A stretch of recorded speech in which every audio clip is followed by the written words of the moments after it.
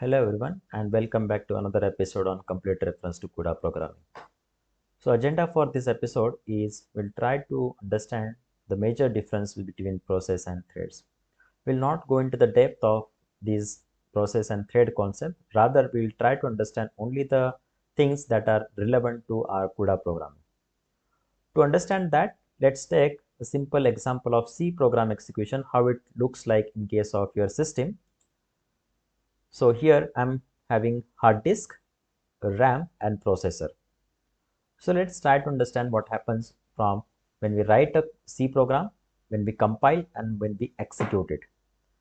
So when we start writing a C program, initially it will be stored on your hard disk.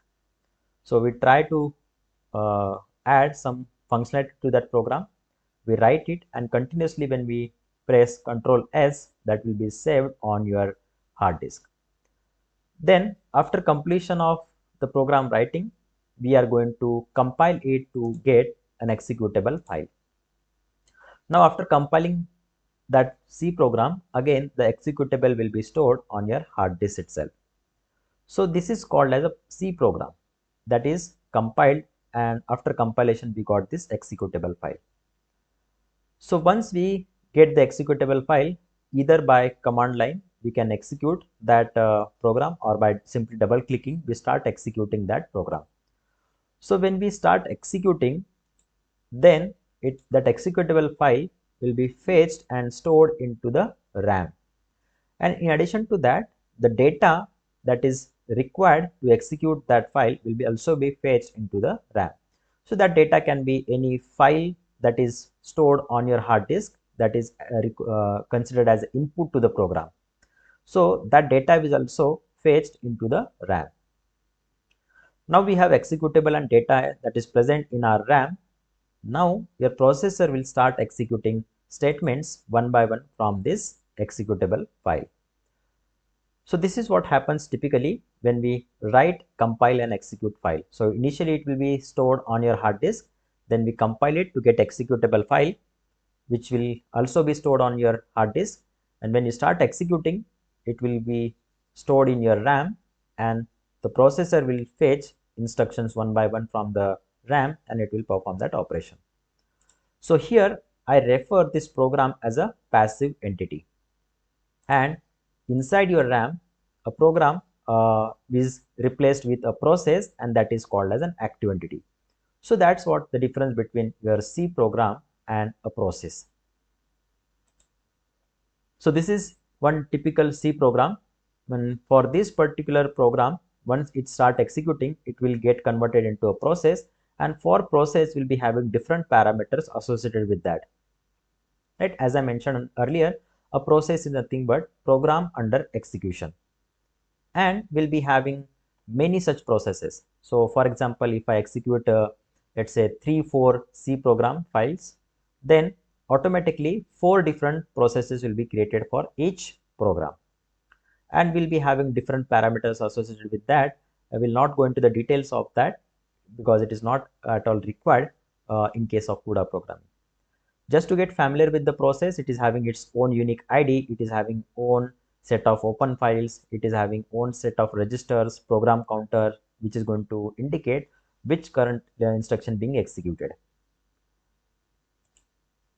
But coming to the point here, when we start executing that program, a memory gets allocated in your RAM, a space gets allocated in your RAM, and that space is divided into these components. So we are having a stack component, heap component, data component and text component here. So let's try to understand what are these significance of each component here. So first of all, we'll be having a stack component. So stack is a region where it is going to store temporary data such as function parameters. Then we'll be having return values from that function. Some return addresses are there, or some local variables declared within the function. All these will be stored into the stack region of this memory. Then we are having heap region where dynamically allocated memory during the runtime of the process is stored. So we know that in C programming we can allocate memory dynamically as well as statically, but whenever we allocate memory dynamically, that dynamically allocated memory is stored into this heap region of this process. Now you can see the heap region can be expanded and shrinked because the dynamically memory allocated can be increased or shrinked as per our requirement. Then we have data region where global variables are stored. So in program, sometimes we store variables globally so that it can be accessed from anywhere in your program. So those will be stored in the data region. And finally, we are having text region where the complete source code of your program will be stored. And all these components are referred as process address space. So if I execute this particular C program, for this C program, a complete process address space will be created in the RAM, and which is divided into these components: stack, heap, data, and the text. For instance, if I take this particular program, again, this is a dummy program. It is not doing any useful computation. To demonstrate the concept of process address space, I just created it. So in this program, I'm having a main function, and which is accepting some arguments from command line, that is also having some separate region in your process address space. In stack region, earlier I mentioned it is going to store local variables and function arguments and return values. And you can see here in main function, I'm having a pointer variable value and a integer variable I. Those will be stored into the stack region here. Then I'm having heap region where dynamically allocated memory will be stored. So here value is pointing to dynamically allocated memory using malloc function, and whatever memory gets allocated, that will be placed into the heap region of this process address space. Then I'm having data region where global memory, global variables can be stored, and again it is further categorized into uninitialized data and initialized data. So you can see here I'm having int x variable declared globally, and that will be stored into uninitialized data. And I'm also having initialized data where you can see int y equal to 15, which is initialized, that will be placed into initialized data region. And finally, the complete source code will be placed into the text region, right? So this is how typical process address space looks like. So whenever you execute any program, it will get allocated with the process address space. Now question is, what are the limitations of this process? As you observed, whenever you want to create any process, so you have to allocate process address space into the main memory, and that process address space is going to be bigger in size. And if, let's say, you want to create many such processes, obviously it will consume a lot of space in your main memory, because we have to use that main memory effectively. If we are going, if you go on adding many processes, we'll be running out of the memory and will not be utilizing the memory effectively. So that's the reason creating many such processes is cumbersome. Now, what could be the solution for that? Solution can be a thread. And thread, as per the definition, it is nothing but lightweight process. So using this concept, we are trying to overcome the limitations of creating multiple processes, right? So here thread is nothing but a lightweight process, and multiple threads can be spawned inside a process. So you can see in this figure, I'm having a process, and inside that process, I'm spawning multiple threads here. And one advantage of these multiple threads is they can be executed in parallel. So rather than creating many such processes and many process address spaces, so within one process address space, I'll spawn multiple threads and they can perform multiple tasks in parallel. So that's the advantage of these threads. Now let's say why we are calling the thread as a lightweight process. One thing obvious is that the entire process address space is shared between the threads. That's the reason we don't have to create a separate process address space here. This will, up to some extent, solve our problem of creating multiple processes. Now let's try to understand how it looks like logically inside main memory. So on your left hand, we are having a typical process which is having these components: code, or we can say text, data, heap, stack, and register. And this process, complete process, is referred as, this is what we refer to as process address space. Now let's suppose we want to create 3 threads within the process. You can see on your right hand side, this is a process address space in which we have created 3 threads. Now, what's the major difference between this process and multi-threaded process is some region is shared between threads and some region is private to each thread. You can see here register and stack memory is private to all these threads. What do you mean by private? We cannot, or you can say here, if let's say some variables are declared in the stack region of thread 1 here, that cannot be accessed or manipulated by remaining 2 threads. And same thing with the remaining 2 threads. Let's say if I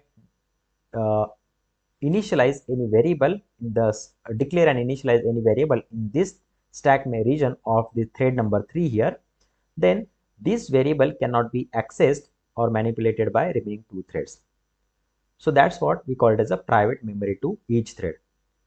In addition to that, there are some regions from process address space that are shared between all these threads.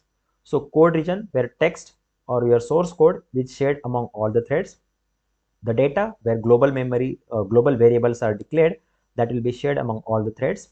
And heap region, that is dynamically allocated memory, is again shared between all these threads. So you can see here, rather than creating 3 different process address spaces, I have just created 3 lightweight threads within a process, and that's why we call thread as a lightweight process. To demonstrate that again, we will see here a simple execution of C program.